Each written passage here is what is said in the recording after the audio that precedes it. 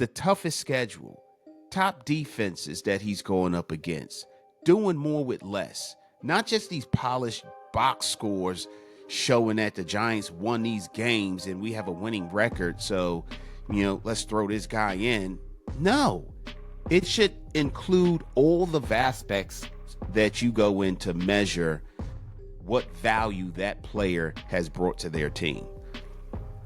So when I look at some of the other players, and there's quite a few other players that should be considered, I think Jaxson Dart not only stacks up nicely, but he's well ahead of the pack, particularly at this point. I know it's only week 9, but at this point, he's well ahead of the pack. And when you talk about the offensive rookie of the year, you really got to talk about some of those impact metrics, right? Like the drive quality. With Jaxson Dart on the field, he sustains drives, except when his receivers drop passes. His points per drive, which is higher than any other rookie in the league right now. And it's a shame that Cam Scatterboo suffered that season-ending injury a few weeks ago, but if he didn't, he would probably be in this discussion as well. How cool would that be to have 2 New York Giants rookies in the discussion for Offensive Rookie of the Year? But at the conclusion of week 9, Scatterboo still leads all rookie running backs in touchdowns scored with 7. That's impressive for a player who didn't even start the season as your starting running back and who has missed the last game and a half. His third down completion percent is the highest amount amongst rookie quarterbacks at 62.3%. PFF has Jaxson Dart leading all rookies in explosive pass rate without a high turnover cost. In layman's terms, that means he's doing more with less than most rookies. And he ain't flinching on big downs either.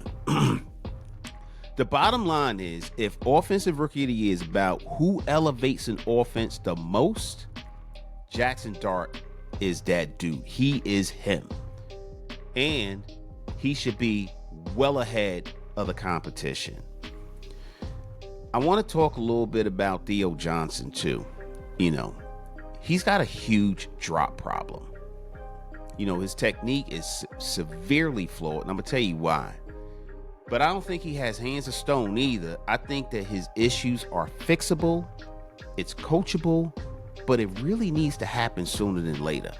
We do not need another Evan Ingram 2.0. What I've seen from Theo in the last 2 weeks is his body catching, which needs to stop. There's sometimes when you can do that, but there's sometimes when that is not the right technique to employ. Like, we see moments where Theo Johnson lets the ball hit him in the chest instead of catching it with his hands, especially on crossing routes. You can't catch a ball with your chest on a crossing route if you're running like this. It's not going to work. It sharply reduces his margin for error, and it creates tremendous opportunities for trailing defensive backs to make a play on the ball. And then he needs to bring his hands up late on those in-breaking routes. What do I mean by that? When a ball arrives, you're not telegraphing when the ball is coming. You wait until just before the ball comes and you put your hands up. You flash your hands late so that the defender cannot react to what you're doing, giving them an opportunity to make a play on the ball, strip it out, knock it out. And then on these stick and option routes, he's looking to turn up field while the ball is still in the air. Like, you got to get those off the face man shoulder pad drops out of your game. Like, we saw that on the second and medium play. It killed a good pass catch opportunity.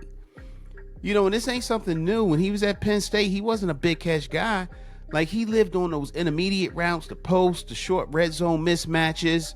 I mean, he's a big target, right? But his tape showed he's got a solid frame. He's really good at separating from linebackers, but in contested catch timing situations, he could be a little shaky. And those drops, it used to happen on those fastballs between the hashes and those body throw contact plays. In other words, this ain't brand new for him.